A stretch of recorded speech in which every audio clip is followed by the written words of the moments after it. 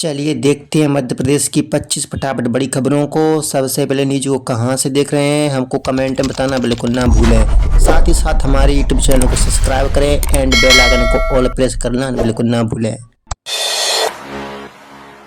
MP में किसान कल्याण पर फोकस। रबी सीजन से दिन में 10 घंटे मिलेगी कृषि बिजली। मध्य प्रदेश के किसानों के लिए बड़ी राहत की तैयारी है। रबी सीजन से किसानों को खेती के लिए दिन में 10 घंटे बिजली उपलब्ध कराने की व्यवस्था की जा रही है। मुख्यमंत्री डॉ मोहन यादव ने राजगढ़ में आयोजित बलराम कृषि महोत्सव को भोपाल से वर्चुअली संबोधित करते हुए ये जानकारी दी। उन्होंने कहा कि सरकार का लक्ष्य सिर्फ खेती की आय बढ़ाना नहीं बल्कि किसानों के लिए अतिरिक्त आय के स्रोत तैयार करना है। इसके लिए पशुपालन, दुग्ध उत्पादन और मत्स्य पालन को बढ़ावा दिया जाना चाहिए। कम उपस्थिति पर लगेंगी अतिरिक्त कक्षाएं। शिक्षक पोर्टल पर दर्ज करेंगे स्टूडेंट्स की अटेंडेंस। मध्य प्रदेश के सरकारी स्कूल में अब छात्रों की भी ऑनलाइन उपस्थिति दर्ज की जाएगी। फिलहाल ये व्यवस्था खासतौर पर कक्षा 9 से 12वीं तक लागू करने की तैयारी है। छात्रों की हाजिरी के लिए न बायोमेट्रिक मशीन लगेगी और न ही फेस रिकॉग्निशन का इस्तेमाल होगा। कक्षा शिक्षक पोर्टल पर विद्यार्थियों की उपस्थिति दर्ज करेंगे। स्कूल शिक्षा विभाग का उद्देश्य छात्रों की नियमित पढ़ाई और उपस्थिति की ऑनलाइन मॉनिटरिंग करना है। एमपी में एडीपीओ परीक्षा की तारीख तय। 18 अक्टूबर को होगी परीक्षा। मध्य प्रदेश लोक सेवा आयोग ने सहायक जिला लोक अभियोजन अधिकारी यानी एडीपीओ परीक्षा 2026 की तारीख घोषित कर दी। परीक्षा 18 अक्टूबर को आयोजित की जाएगी। इस भर्ती के तहत 107 पदों पर नियुक्ति की जाएगी। आवेदन प्रक्रिया फिलहाल जारी है और इच्छुक अभ्यर्थी 19 सितंबर तक विलंब शुल्क के साथ आवेदन कर सकते हैं। आयोग ने विलंब शुल्क 25,000 रुपए निर्धारित किया है। एमपीपीएससी ने एडीपीओ भर्ती के लिए मार्च में अधिसूचना जारी की थी। रक्षाबंधन पर बहनों को डाक विभाग की सौगात। राखी भेजने पर मिलेगी 10% की छूट। रक्षाबंधन पर मध्य प्रदेश की बहनों के लिए डाक विभाग ने खास सौगात दी। अब प्रदेश भर के डाकघरों से स्पीड पोस्ट के जरिए राखी भेजने पर 10% की छूट मिलेगी। ये विशेष सुविधा 12 अगस्त से लागू होगी। हालांकि छूट का लाभ लेने के लिए लिफाफे पर बड़े और साफ अक्षरों में राखी मेल लिखना अनिवार्य होगा। इसके बाद ही डाक को विशेष श्रेणी में शामिल कर रियायती शुल्क लिया जाएगा। एमपी में चौथे समयमान वेतनमान पर घमासान। 3 साल से लाभ का इंतजार कर रहे कर्मचारी। मध्य प्रदेश में चौथे समयमान वेतनमान को लेकर कर्मचारियों में नाराजगी बढ़ती जा रही है। वर्ष 2023 में 35 साल की सेवा पूरी करने वाले कर्मचारियों को चौथा समयमान देने का निर्णय लिया गया था और सामान्य प्रशासन विभाग ने इसका आदेश भी जारी किए थे। आरोप है कि मंत्रालय, विधानसभा और लोक भवन के कर्मचारियों को अब तक इसका लाभ नहीं मिल पाया। वहीं शिक्षक और पशु चिकित्सा क्षेत्र अधिकारी संवर्ग को इसका लाभ दिए जाने से असमानता का सवाल उठ रहा है। इंदौर में 12 लाख पौधों की होगी गिनती। 2 साल बाद जांचे जाएंगे कितने बने पेड़। इंदौर के रेवती रेंज पहाड़ी पर रविवार को पौधारोपण अभियान चलाया जाएगा। केंद्रीय विधि और न्याय मंत्री अर्जुन राम मेघवाल ने पौधारोपण किया। उन्होंने कहा कि भारतीय संविधान में भी वृक्षारोपण और पेड़ों के संरक्षण का उल्लेख है। अब 2 साल पहले इसी पहाड़ी पर लगाए गए 12 लाख से ज्यादा पौधों की गिनती की जाएगी। इसका उद्देश्य ये पता लगाना है कि इनमें कितने पौधे अब पेड़ बन चुके हैं और कितने सुरक्षित हैं।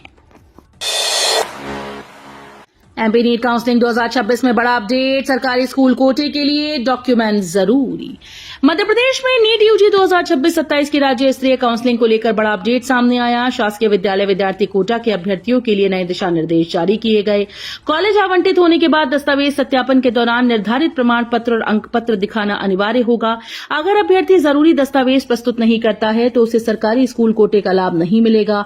इतना ही नहीं, दस्तावेज पूरे न होने की स्थिति में आवंटित सीट भी निरस्त की जा सकती है।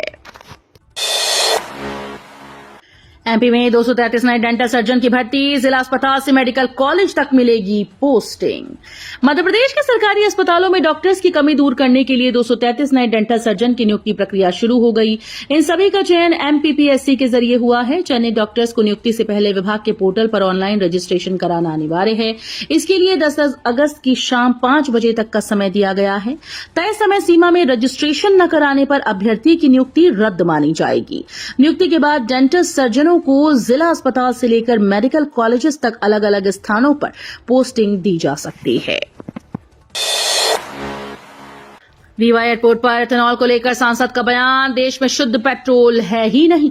रीवा एयरपोर्ट पर रविवार को एथेनॉल मिश्रित पेट्रोल के विरोध को लेकर भाजपा सांसद जनार्दन मिश्रा ने तीखी टिप्पणी की। उन्होंने कहा कि देश में पेट्रोल डीजल की जरूरत का बड़ा हिस्सा विदेशों से आयात किया जाता है। सांसद ने एथेनॉल का विरोध करने वालों पर सवाल उठाते हुए कहा कि जब देश में शुद्ध पेट्रोल उपलब्ध ही नहीं है तो इसकी मांग कहां से पूरी होगी। उन्होंने कहा कि भारत अपनी तेज जरूरतों के लिए करीब 80% आयात पर निर्भर है। लाडली बहना योजना के 3 साल पूरे, अब सरकार करेगी असर का मूल्यांकन। मध्य प्रदेश में लाडली बहना योजना को लेकर सरकार ने बड़ी कवायद शुरू की। योजना के 3 साल पूरे होने पर इसके असर और लाभ का उच्च स्तरीय मूल्यांकन कराया जा रहा है। इसके लिए कमेटी गठित की गई है। सरकार अन्य जन कल्याणकारी और हितग्राही मूलक योजनाओं की भी समीक्षा करेगी। कृषि और किसान कल्याण विभाग की योजनाएं भी इसमें शामिल हैं। मुख्यमंत्री जन विश्वास अभियान के तहत लाभार्थियों से सीधे फीडबैक लिया जा रहा है। एम्स भोपाल में जल्द रोबोटिक सर्जरी, कैंसर और यूरोलॉजी के जटिल ऑपरेशन होंगे आसान।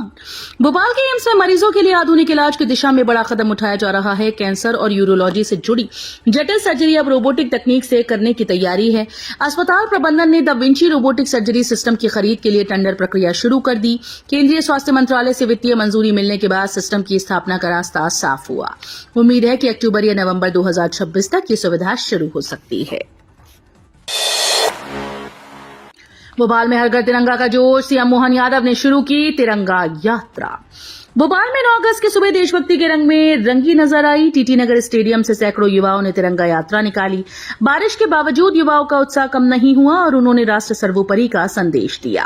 मुख्यमंत्री डॉक्टर मोहन यादव ने तिरंगा लहराकर यात्रा का शुभारंभ किया। युवाओं को आजीवन देशभक्ति का संकल्प लेने के लिए प्रेरित किया।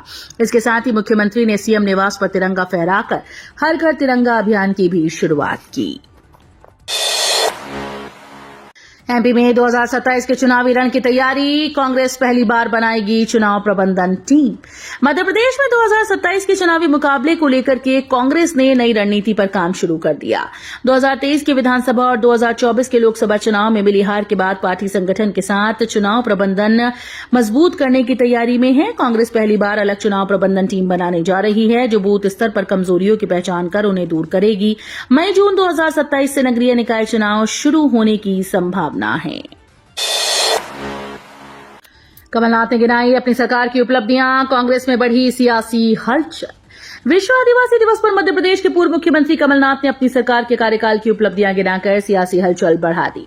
उन्होंने बीजेपी पर आदिवासियों के साथ अन्याय करने का आरोप लगाया और कहा कि अब लोगों को कांग्रेस का दौर याद आने लगा है। कमलनाथ इन दिनों पार्टी के कार्यक्रमों में कम नजर आते हैं, लेकिन सोशल मीडिया के जरिए लगातार अपनी बात रखते हैं। उनकी सक्रियता को लेकर कांग्रेस के भीतर भी चर्चाएं तेज हो गईं। 660 बड़े निर्माणों की जांच में 170 की पड़ताल पूरी, अब अवैध निर्माणों पर कार्रवाई की तैयारी। इंदौर में सैटेलाइट और आधुनिक तकनीक से अवैध निर्माणों की निगरानी तेज हो गई है। नगर निगम के PIMS यानी property information management system portal से पिछले 1 साल में हुए 660 बड़े निर्माणों की जांच की जा रही है। अब तक 170 निर्माणों की जांच पूरी हो चुकी है। जांच में 4 कॉलोनीज अवैध पाई गई, जबकि 5 बड़े भवनों की वैध भवन अनुमति नहीं मिली। निगम अब इन मामलों में दस्तावेजों की जांच के बाद नियमानुसार कार्रवाई की तैयारी कर रहा है। उज्जैन में आस्था के साथ निवेश और रोजगार का संगम, 18,000 करोड़ से बदलेगी तस्वीर।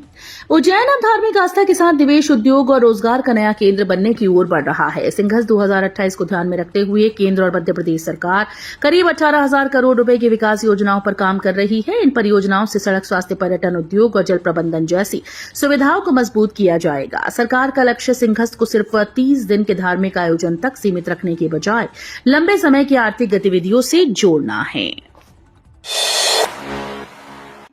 साइबर ठगों का नया पैंतरा, पुलिस से बचने के लिए नेटवर्क में जोड़े हैंडलर। मध्य प्रदेश समेत देश भर में साइबर ठगों ने पुलिस से बचने के लिए नया तरीका अपनाया। म्यूल खातों पर कार्रवाई बढ़ने के बाद ठगों के सिंडिकेट में अब हैंडलर की भूमिका सामने आई। ये तकनीकी रूप से दक्ष युवक और इंजीनियर दूर दराज के राज्यों से साइबर ठगी के नेटवर्क और बैंक खातों को ऑपरेट कर रही हैं। वहीं APK फाइल के जरिए लोगों के मोबाइल में सेंध लगाकर OTP जैसे संवेदनशील जानकारी चुराने का खतरा बढ़ गया है। दतिया उपचुनाव में भाजपा की रणनीति फेल, मंत्रियों की फौज के बावजूद 4 मंडलों में पिछड़ी। दतिया विधानसभा उपचुनाव के नतीजों ने भाजपा की चुनावी रणनीति पर सवाल खड़े कर दिए। पार्टी ने सामाजिक और जातीय समीकरण साधने के लिए बड़े नेताओं और मंत्रियों को मैदान में उतारा था। सांसद भारत सिंह कुशवाहा को चुनाव संयोजक बनाया गया, जबकि 6 मंडलों की जिम्मेदारी अलग अलग सामाजिक आधार वाले 6 मंत्रियों को सौंपी गई। इसके बावजूद भाजपा 6 में से सिर्फ 2 मंडलों में बढ़त बना सकी, वहीं 4 मंडलों में कांग्रेस आगे रही। गंगा चंबल की जैव विविधता से रूबरू होंगे विद्यार्थी, शिक्षा नगर स्कूल में खास पहल। ग्वालियर में पर्यावरण संरक्षण को लेकर बड़ी पहल हुई। शासकीय बालक उच्चतर माध्यमिक विद्यालय शिक्षा नगर में मध्य प्रदेश का पहला और देश का 41वां बाल गंगा प्रहरी कॉर्नर स्थापित किया गया। इसका उद्देश्य विद्यार्थियों को गंगा और उनकी सहायक नदियों की जैव विविधता, जलीय पारिस्थितिकी और संरक्षण के प्रति जागरूक करना है। भारतीय वन्यजीव संस्थान और राष्ट्रीय स्वच्छ गंगा मिशन की टीम ने स्कूल में जागरूकता कार्यक्रम आयोजित कर कॉर्नर की शुरुआत की। मेट्रो का इंतजार खत्म होने वाला है, 1 हफ्ते में मिल सकती है दूसरी एनओसी। इंदौर वासियों के लिए मेट्रो को लेकर बड़ी खुशखबरी है। सुपर कॉरिडोर से रेडिसन चौराहे के बीच जल्द ही मेट्रो का कमर्शियल रन शुरू होने की उम्मीद है। कमिश्नर ऑफ रेलवे सेफ्टी यानी सीआरएस की ओर से अगले 1 सप्ताह में प्रोजेक्ट के लिए दूसरी बार एनओसी जारी की जा सकती है। एनओसी मिलने के बाद व्यावसायिक संचालन का रास्ता साफ हो जाएगा। मेट्रो के एमडी एस कृष्ण चैतन्य ने भी जल्द संचालन शुरू होने की बात कही। इससे सुपर कॉरिडोर और रेडिसन क्षेत्र के बीच सफर करने वाले यात्रियों को बड़ी राहत मिलेगी। बच्चों की परवरिश के लिए संविदा कर्मियों को भी छुट्टी, हाईकोर्ट ने तय किया अधिकार। मध्य प्रदेश हाईकोर्ट ने संविदा कर्मचारियों के लिए चाइल्ड केयर लीव को लेकर बड़ा फैसला सुनाया। कोर्ट ने कहा कि संविदा कर्मचारी भी अपनी पूरी सेवा अवधि में जरूरत के मुताबिक 720 दिन की चाइल्ड केयर लीव ले सकते हैं। मामला संविदा कर्मचारी आयशा शेख की याचिका से जुड़ा है, जिससे कोर्ट के आदेशों के बावजूद विभाग ने छुट्टी नहीं दी। कोर्ट ने आदेश का पालन न होने पर सक्षम अधिकारी पर 50,000 रुपए का जुर्माना लगाया और कर्मचारी को तत्काल छुट्टी देने के निर्देश दिए। रायसेन के संदीपनी स्कूल में अजीब फरमान, एक दिन छात्र तो अगले दिन छात्राएं जाएंगी स्कूल। रायसेन के उदयपुरा स्थित संदीपनी स्कूल में परिवहन व्यवस्था की कमी से विद्यार्थियों की परेशानी बढ़ गई। बसेस की कमी को देखते हुए स्कूल प्रबंधन ने नया नियम लागू किया। अब एक दिन छात्र और अगले दिन छात्राएं बस से स्कूल आएंगी। स्कूल प्रबंधन ने अभिभावकों से सहयोग की अपील की है। बसेस की कमी ने स्कूल की व्यवस्थाओं पर सवाल खड़े कर दिए। पर्याप्त परिवहन सुविधा न होने का असर सीधे विद्यार्थियों की पढ़ाई और रोजाना स्कूल आने जाने की व्यवस्था पर पड़ रहा है। एमपी की हवाई कनेक्टिविटी को पांग, भोपाल रीवा जबलपुर से एक साथ 4 नई फ्लाइट शुरू। मध्य प्रदेश की हवाई कनेक्टिविटी को रविवार को बड़ी सौगात मिली। भोपाल रीवा जबलपुर से एक साथ 4 नई फ्लाइट सेवाएं शुरू हो गईं। रीवा और जबलपुर से कोलकाता के लिए सीधी उड़ान शुरू हुई, जबकि भोपाल से पटना और रीवा के लिए नई फ्लाइट उपलब्ध हुई। मुख्यमंत्री डॉ मोहन यादव ने राजा भोज एयरपोर्ट से इन उड़ानों को हरी झंडी दिखाई। कार्यक्रम में केंद्रीय नागरिक उड्डयन मंत्री किंजरापू राम मोहन नायडू और उप मुख्यमंत्री राजेंद्र शुक्ल भी मौजूद रहे। आदिवासी पहचान और अधिकारों पर उमंग सिंघार का जोर, बोले युवा अपने हक को लेकर जागरूक। कांग्रेस नेता उमंग सिंघार ने मध्य प्रदेश में आदिवासी समुदाय की पहचान और अधिकारों को लेकर बड़ा बयान दिया। एमपी आदिवासी विकास परिषद के एक कार्यक्रम में उन्होंने कहा कि प्रदेश की 22% से ज्यादा आबादी ट्राइबल है और उनकी पहचान को कमजोर करने की कोशिशें हो रही हैं। उमंग सिंघार ने ट्राइबल कम्युनिटी के लिए अलग कोच की मांग उठाई। उन्होंने कहा कि आदिवासी युवा अब जागरूक हैं और अपने अधिकार, पहचान और भविष्य को लेकर सजग हैं। एमपी में आसमानी आफत, अगले 48 घंटे मूसलाधार बारिश का अलर्ट, 5 जिलों में ऑरेंज अलर्ट। मध्य प्रदेश में मानसून एक बार फिर से जोर पकड़ता नजर आ रहा है। मौसम विभाग ने अगले 48 घंटे कई जिलों में भारी से अति भारी बारिश का अलर्ट जारी किया। रायसेन, नरसिंहपुर, नर्मदापुरम, सिवनी, जबलपुर में अति भारी बारिश का ऑरेंज अलर्ट है। कई इलाकों में तेज हवाओं के साथ गरज चमक और आकाशीय बिजली गिरने की चेतावनी भी दी गई। लगातार बारिश से नदियां उफान पर हैं, जबकि कुछ बांधों के गेट खोले जा रहे हैं। वीडियो अच्छी लगी तो वीडियो करिए लाइक एंड चैनल को सब्सक्राइब कर बेल आइकन को और प्रेस कर लीजिएगा।